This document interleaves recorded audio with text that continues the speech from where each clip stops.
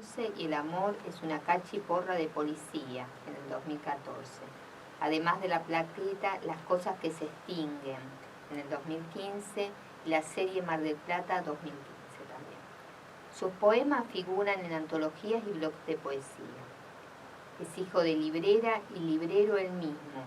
Trabaja actualmente en su nuevo libro Belek Antar, poeta riojano. Es coordinador de Slam Argentina y director en la productora cultural Gordo. Y bueno, y me acaba de decir que no trabaja más, como yo anuncié recién, en la librería clásica y moderna. Hola Camilo, ¿cómo estás? ¿Cómo estás, Claudia? Bueno, nada, ante todo gracias por invitarme y más allá del calor infernal que está haciendo en la ciudad, muy bien. Más que nada porque acá no hay mucho aire acondicionado. Bueno, un placer en este calor infernal venir a hablar de poesía. Sí, realmente, esa es la mejor situación posible. Venir a contarnos, ¿no? Cómo llegó a vos la poesía, todo y todo lo que estás haciendo, porque aparte, por ejemplo, Slam es interesantísimo, la verdad que... Pero primero vamos a empezar por tus inicios, por cómo apareció en vos la poesía o las ganas, primero con las ganas de leerla. Fue raro eso, porque yo creo que empecé a escribir poesía un poco antes de leerla en realidad. Más allá de cosas que me hubiera cruzado en el colegio o algo por el estilo. No sé, siempre me costó, o sea, al principio me costó mucho entrar a la lectura de poesía. Después fui encontrando como mis puertas de entrada y en un momento ya se me volvió como una pasión. Pero al principio se me dio este fenómeno extraño de empezar a escribir poesía sin realmente leer demasiada poesía. ¿Y qué escribías? Es raro. Creo que lo primero que me pasaba, o sea, que estas primeras escrituras de poesía eran un poco la relación con dejar de escribir oraciones y empezar a cortar en versos, que era como la idea que habíamos, o sea, ese primer acercamiento que uno tiene con la poesía, algo que cuando en vez de llegar hasta el final de la oración se corta en el medio. Inicialmente supongo que yo, que había escrito antes cuentos y qué sé yo, empecé a entrar como a esta otra dinámica, la dinámica del ritmo y de los versos, y después ya fue tomando como recursos propios más poéticos a medida que yo me fui internando un poco más en la lectura de la poesía. Sacando el tema de todo lo rítmico, ¿no? Lo más estructural de la poesía, ¿qué es lo que te llevó, ¿no? a escribirla? Porque no todo el mundo la escribe, ¿no? Es cierto. Yo creo que, siempre digo lo mismo, que tiene algo, responde más a una necesidad, o alguna forma de necesidad más urgente, y en ese sentido reemplaza muy rápido a la prosa porque un cuento, un ensayo, qué sé yo, tiene otro ritmo de producción y otra velocidad para decir algo. Y en cambio la poesía tiene algo muy de lo urgente y de lo que sale en el momento, un poco porque ya se está haciendo constantemente adentro. A mí, yo lo he charlado con mucha gente que también escribe y que me han confirmado que a ellos les pasa eso, que uno va pensando tal vez una parte de un poema por la calle y lo vas como armando ya en tu cabeza y después es una sentada, puede ser media hora, lo escribiste y fin. Y luego eso además te da una herramienta que tiene otras posibilidades de transmisión, porque también una cosa muy distinta es una lectura de poesía a lo que es una lectura de cuentos, por ejemplo, o quien baile un capítulo de una novela. ¿Y en qué se diferencian? A mí siempre me pareció que, dado tal vez una cosa meramente porque los poemas son más cortos y son más fáciles de captar por completo cuando se los escucha, pero también porque son a veces mucho más íntimos, siempre me resultó que era más, es una dimensión más comunicativa, que cuando uno lo ponía en común con gente o lo leía en algún lugar, era otra la intensidad que se manejaba que cuando, no sé, yo he ido alguna vez a leer el principio de una novela a alguien y no sé, maneja otro nivel de intensidad, es más largo, uno tiene que estar más concentrado a lo largo de un tiempo mucho más largo. En cambio yo con esto de la poesía notaba que muchas cosas que a mí se me iban ocurriendo las producía con mucha más urgencia, en muy poco tiempo había escrito muchas cosas y después podía llevarlas a la voz y el trabajo ahí ya con la voz era más interesante, tenía otras posibilidades, este fenómeno de la voz también favorecía mucho la conexión, entonces era una cosa, la experiencia de leerle al público es bastante intensa para los dos lados. ¿Y qué sentís cuando lees al público? Al principio siempre me sentía muy nervioso. La típica situación de que la mano te hace así cuando tenés la hoja. Y después con el tiempo empecé a disfrutarlo, era más como un juego, como es imposible que alguien que se sube a un escenario cuando pierda el miedo no lo disfrute, porque eso tiene como, es una cosa energética muy interesante y además es una relación muy privilegiada de comunicación con la gente. Hay alguna suerte de responsabilidad de subirte o de usar espacio de escenario, porque ya hay toda una ficción que se arma entre que vos estás arriba, ellos te miran y entonces pareciera como que indefectiblemente vos tenés que decir algo importante, no sé si algo interesante, sino más bien algo importante. Entonces también fui como poco a poco tratando de conectarme con eso y en algún momento, unos cuantos momentos he usado eso, como la situación de escenario como para transmitir algún mensaje más allá de lo poético que me pareciera crucial del momento. Pero siempre también esa urgencia que puede tener la cuestión política, por ejemplo, me pareció muy vinculada con la urgencia que tiene la poesía en su forma de transmitirse y de escribirse también. Surge muy a partir de una cosa, o cuando surge un suceso que acaba de acontecer y tal vez en 20 minutos está todo armada, toda esa lectura que uno hace de ese suceso está pasada, bajada a palabras en 20 minutos y con una necesidad que es casi imposible de frenar. Y esa urgencia, ¿no?, en la poesía, ese que te brote y sale. Y después queda así, o la vas, no sé, trabajando un tiempo largo o no. Yo creo que como una estructura, yo corrijo bastante, mucho en realidad.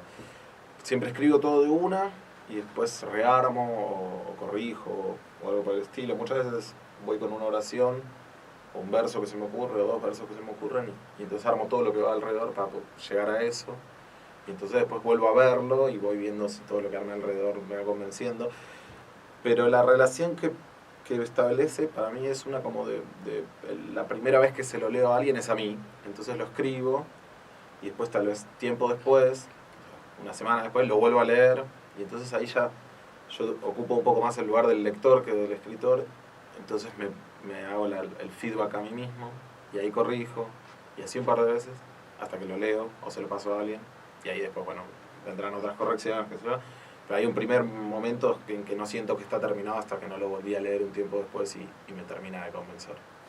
¿Y te ha pasado de capaz estar con el público y modificar en el momento un poema? Sí, porque hay veces que uno se da cuenta que lo escribió de una manera que no funciona para la lectura. Como hay ciertas cosas de la forma en que uno habla y que yo siempre trato de que se transporten un poco más cuando leo poesía, que no sea como lenguajes tan ajenos, el del habla cotidiana y el de la poesía. Y entonces uno descubre que hay estructuras donde tiene una I de más y es mucho más natural sacarla cuando lee, o que tal vez ve de pronto que hay un verso que no viene con el ritmo, que escrito uno no se da tanta cuenta, pero cuando lo viene leyendo se da cuenta que está traicionando como un poco el ritmo y entonces pasas por arriba. Pero es un experimento que puede fallar, porque tal vez pasas por arriba de algo y no recordabas que cumple una función para algo que todavía no vino y cuando llegás a ese momento hiciste ese cambio y entonces, no sé, te tenés que disfrazar de algo y bueno, pero son cosas que pasan. Papelones he pasado de ese tipo. ¿Y la reacción de la gente? Y a veces, yo creo que toda reacción de la gente siempre es inesperada, porque por más que uno lo lleva para la gente, uno siempre tiene como en el fondo la idea de que es para uno, ¿no? Y que esa posibilidad comunicativa existe, pero siempre que uno descubre que alguien tiene algo para decirle de lo que escribió, para mí es siempre sorprendente.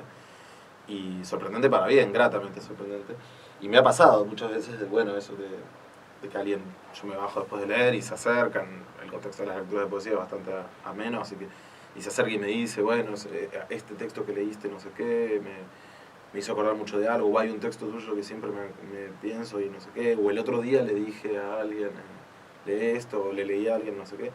Para mí todas esas ocasiones siempre me llenan mucho me gratifican mucho y me sorprenden mucho realmente, pero más me sorprende esas reacciones cuando tiene que ver con un libro. O sea, cuando no es en la lectura en público, sino cuando es por el libro. Porque yo siempre decía, yo al principio pensaba que publicar un libro medio que traicionaba un poco la intención de cómo yo escribía la poesía, que era más para lo oral. ¿Por qué?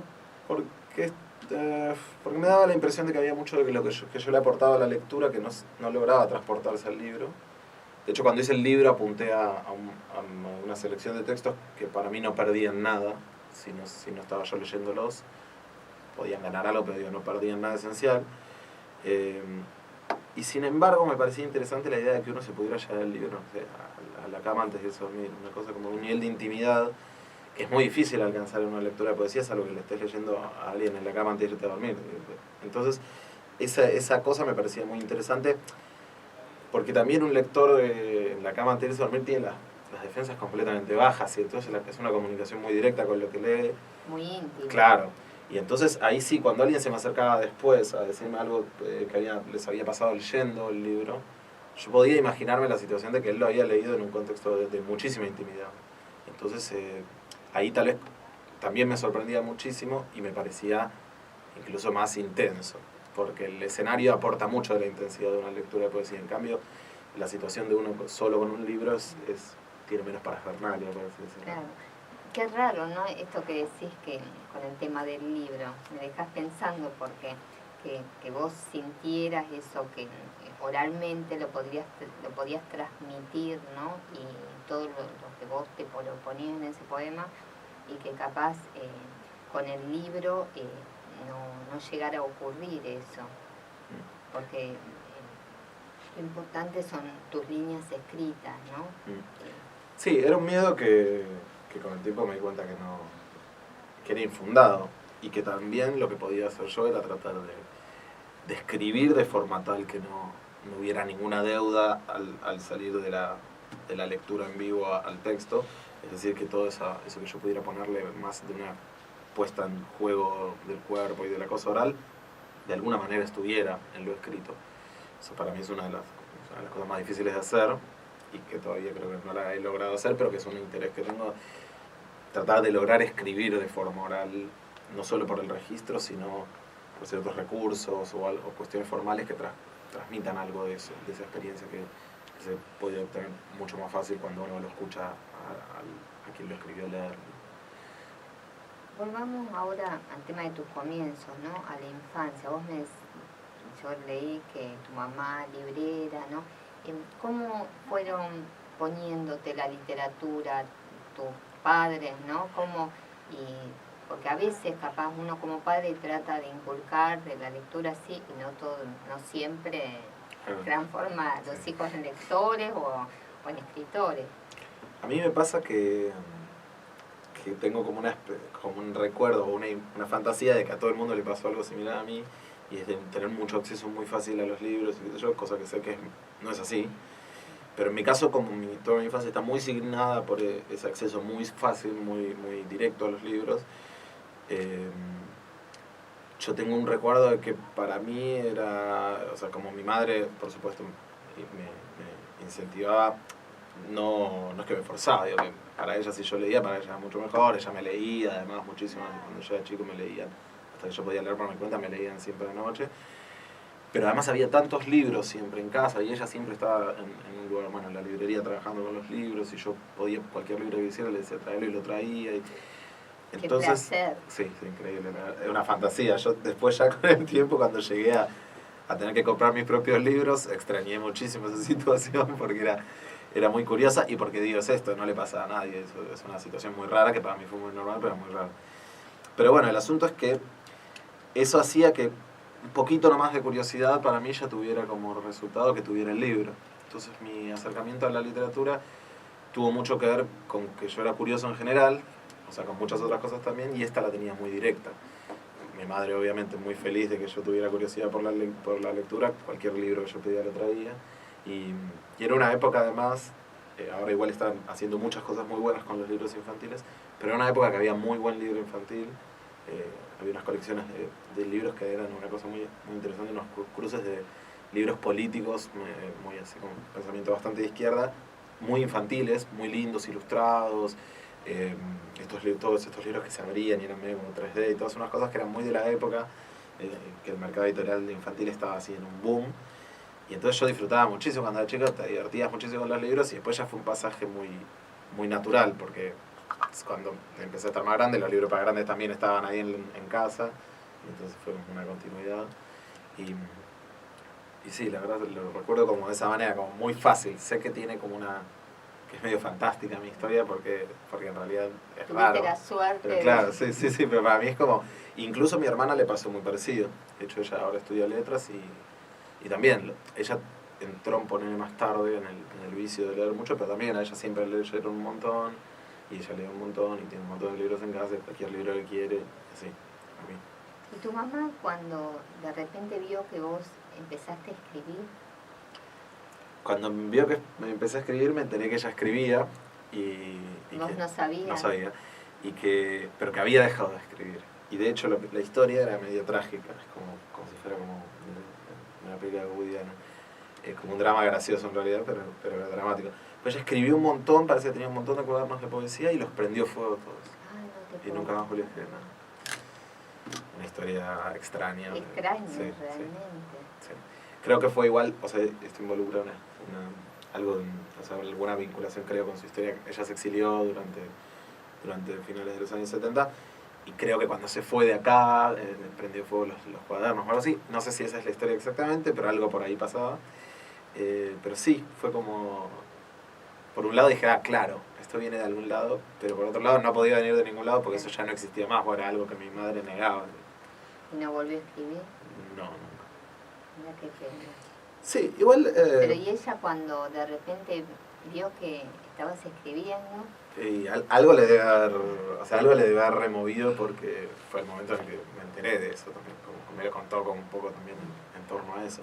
Ella siempre me apoyó muchísimo y le encanta, me pone muy orgullosa. Pero por otro lado, lo de que ella haya dejado de escribir, ella lee muchísimo y no sé, hay muchas veces que la gente deja de escribir como una cosa natural. En este caso parece medio, no así, pero digo, uno después ya llega un momento en el que cuando dejaste de escribir no volvés a escribir. ¿Y a vos? Cosa del ritmo también. ¿No te da miedo de repente despertarte un día y no? Sí, de hecho, sí, mucho de lo que escribo trata sobre eso. Sobre no poder escribir. Como en un momento creer que lo único que uno podía hacer era escribir y sentir que eso era medio como su salvación. No digo económicamente, digo como la salvación de su espíritu. Y de pronto descubrir que no sé, que hace 2 meses que no escribís nada y empezar a sospechar que tal vez no vuelvas a escribir nada o escribir algo y no sentirte satisfecho y empezar a pensar que tal vez se acabó. Sí. Y cuando sentís eso, ¿qué te produce? No, y ahí me da como una especie de angustia o pánico, una situación por el estilo que la manejo más o menos como manejo cualquier otra situación de angustia. Trato como de pensar que estoy exagerando, me siento a escribir un rato, veo si logro sacar algo en limpio, reveo lo que escribí, muchas veces hago eso. Cuando estoy en esa situación, leo lo que tengo escrito, no publicado, tirado por ahí, reviso, y de pronto descubro tal vez algún poema y digo, bueno, trabajo ese poema y eso me despierta algo. Y si no, leo. Cuando me pasa eso me pongo a leer más, como intensifico la lectura y en general me pasa que descubro alguna oración o algo un verso que me despierta de vuelta la maquinita y entonces ahí retomo un poco. ¿Cómo relacionas el hecho de la literatura, ¿no? De escribir con la cocina? Había pensado en esto. No, para mí hay algo que es muy parecido también. El placer por la literatura es una cosa que digo, uno no, salvo que uno la piense como los libros, como aquellos que transmiten conocimiento.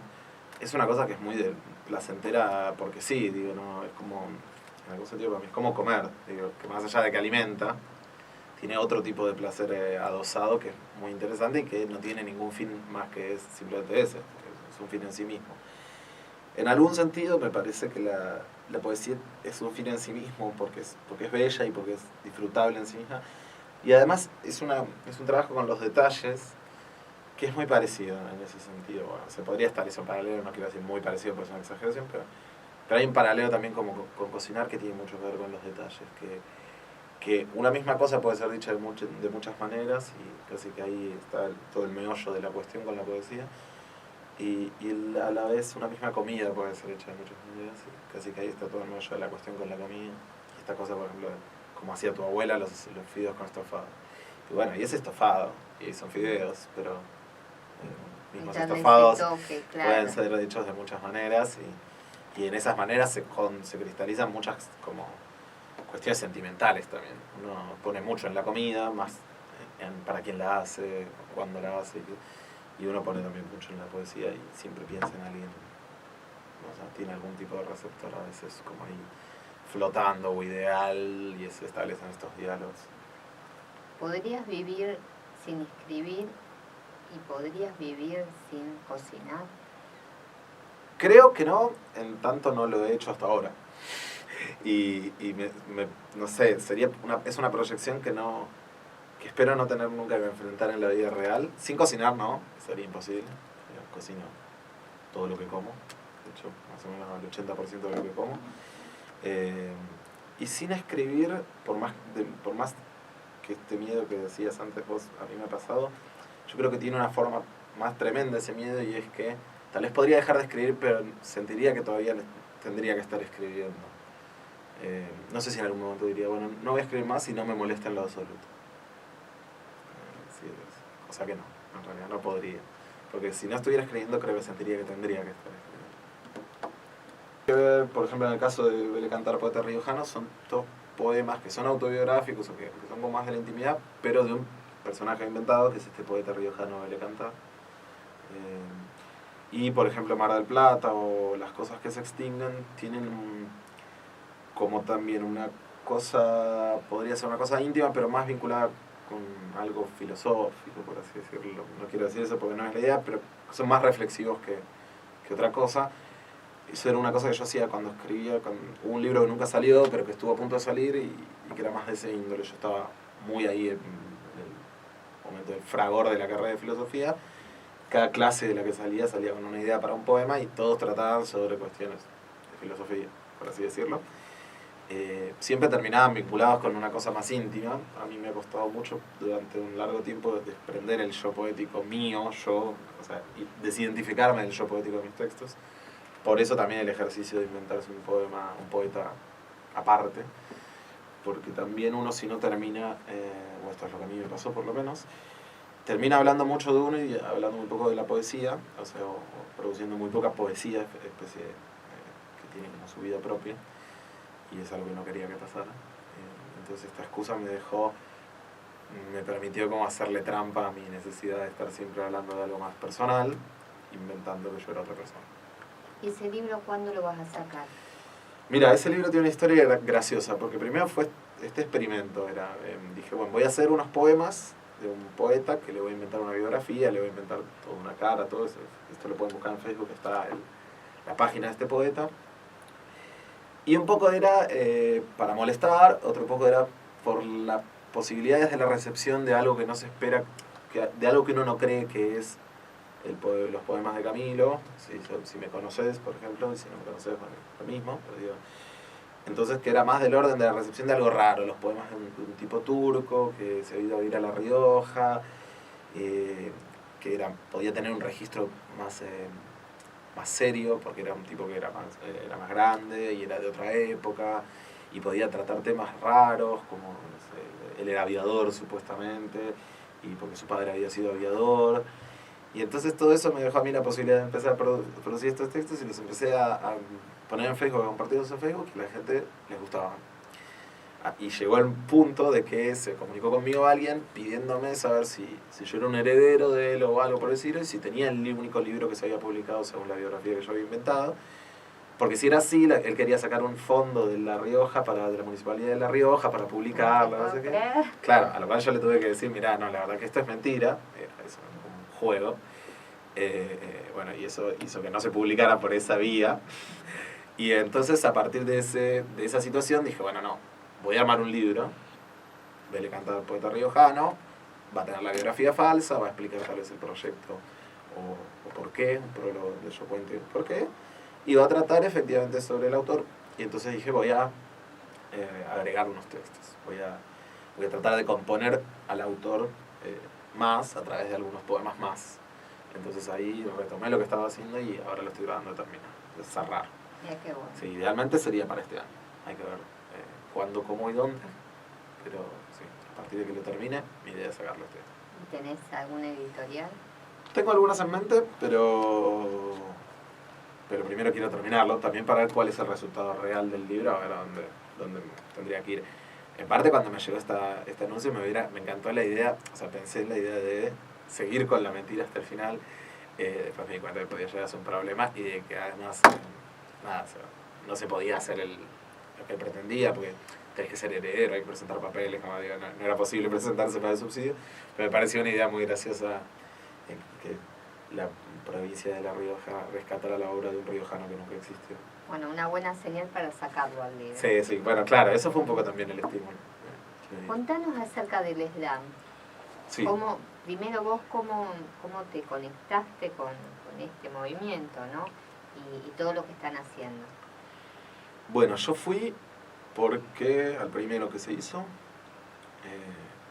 me pareció apenas me enteré, me pareció una propuesta como súper atractiva, dije, como un torneo de poetas, me pareció re gracioso, divertido, era obvio que podía estar bueno, iba mucha gente que yo conocía, lo organizaba gente con la que yo estaba muy en contacto en ese momento, y me encantó.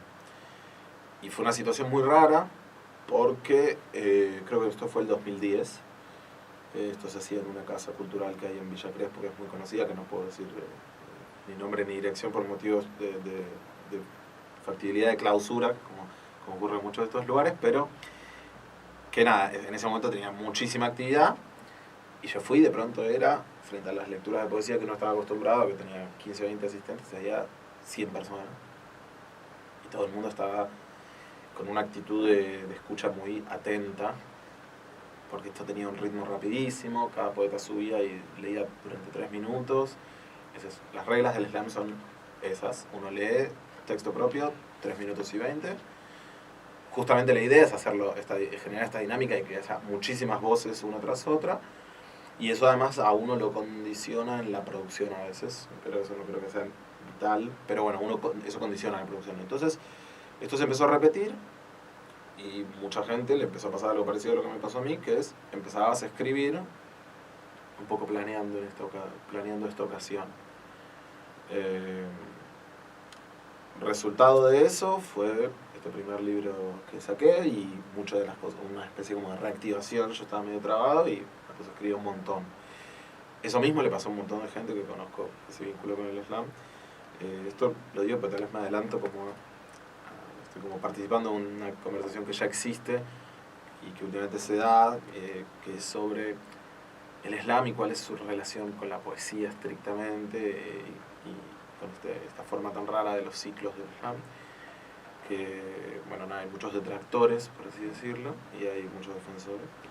Yo creo que para ser un detractor, o uno se tiene que estar tomando las cosas muy en serio, y cree que hay una discusión sobre qué es la poesía y qué no es la poesía que amerita tener, que para mí es una discusión que es totalmente bizantina, y que va a algo que es falso. Digo, la poesía obviamente no va a ser definible ahora, este canon cambiará, y me parece perfecto y bienvenido que así sea.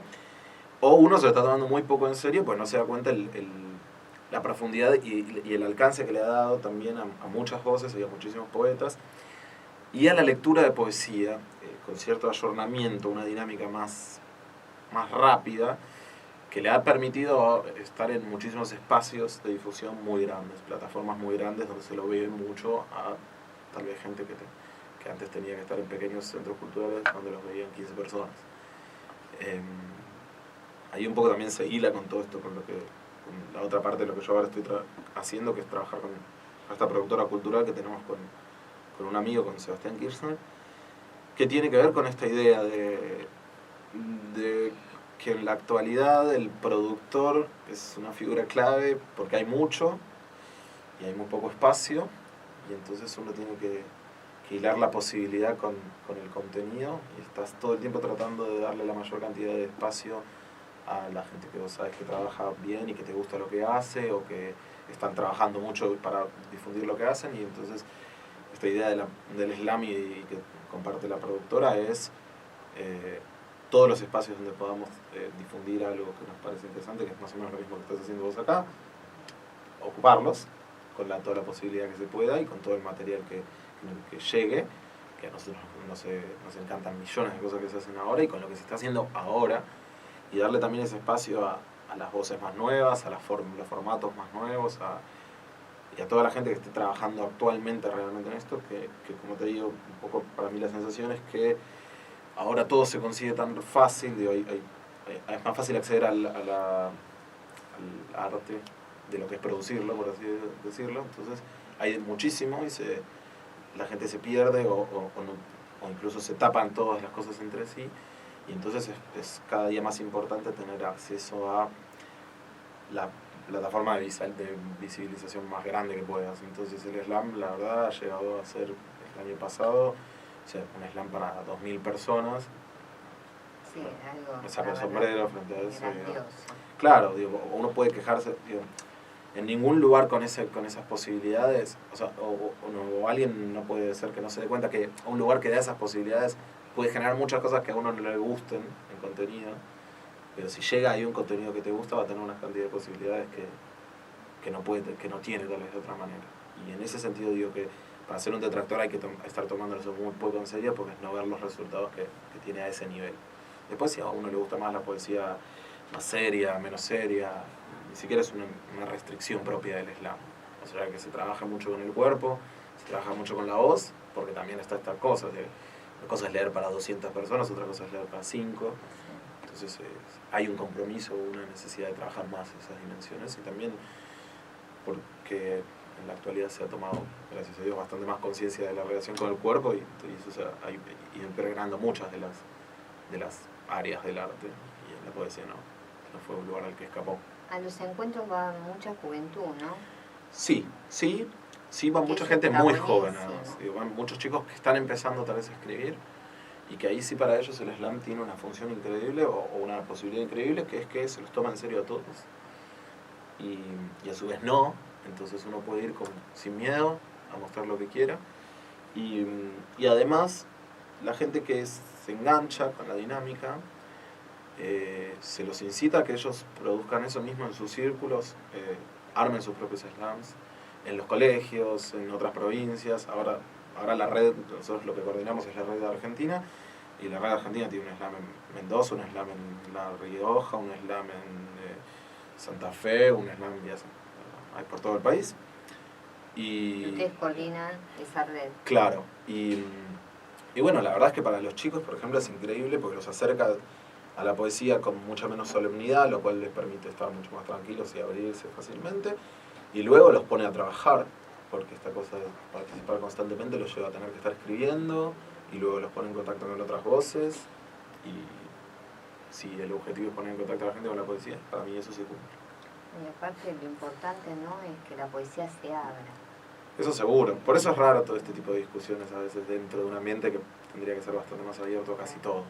Sí, pero no es muy abierto. Sí. Y se mezclan muchos mercados ahí. Claro, pero es importantísimo que la poesía se pueda abrir, que pueda salir a la calle, que pueda ocupar las calles, sí, ¿no?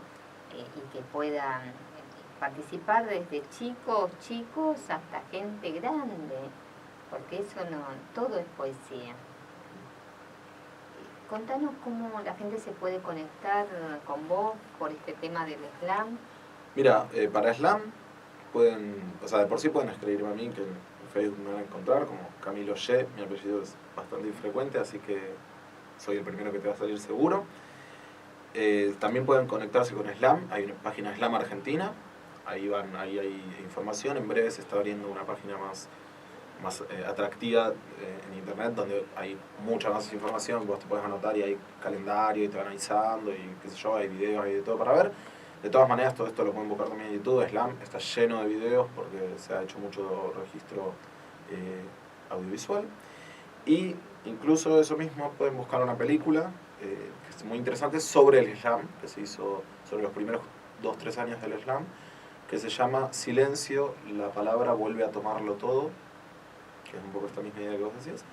y que está muy, muy bueno. Eso lo pueden ver, está para verlo online gratis. Este documental lo hizo Tomás Larraniga, creo que se llama. No quiero decir mal su apellido, pero bueno, ahí lo van a ver. El trabajo está impecable, y si es para enterarte cómo es el slam, está buenísimo, y además vas a ver los primeros tiempos, que era muy emotivo también, porque era como una cosa que estaba muy ahí en efervescencia total. Así que es muy lindo para ver.